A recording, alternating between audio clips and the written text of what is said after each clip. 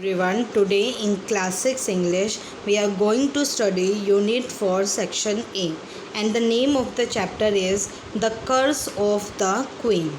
The whole world was amazed when British archaeologist Howard Carter uncovered the surprisingly well preserved tomb of टुटानखामुन in 1922।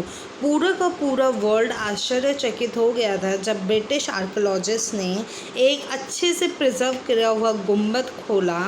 It was not only the first major discovery of its time, वो उस समय की कोई बहुत बड़ी major discovery नहीं थी, but also the only tomb of its Ira.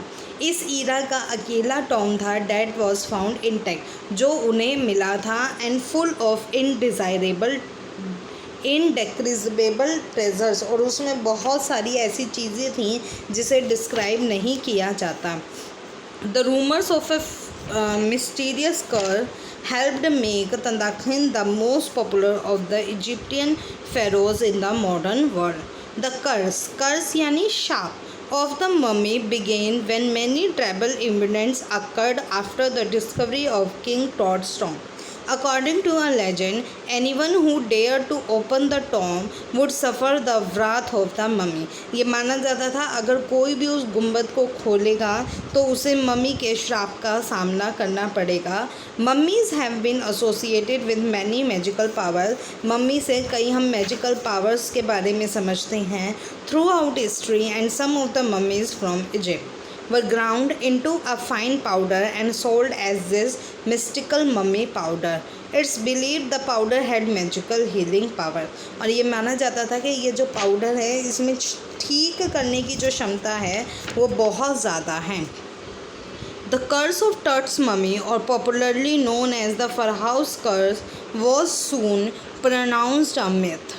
There are people who argue that the buried secrets of ancient Egypt are dead and gone. They claim that there are no hidden terrors beneath the shifting sands of northern Africa. Let's start the chapter. They are all wrong, terribly wrong.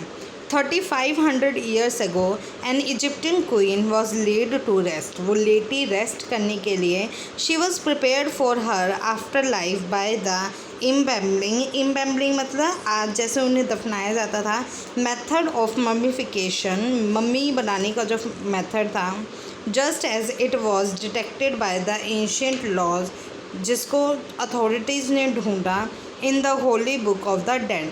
All her royal possessions, उनकी जितनी भी चीज़ें थीं, which included her slave, जिसमें उसके नौकर, and hand maidens यानी women servant, were buried with her, सभी को उन पर उसके साथ दफनाया गया।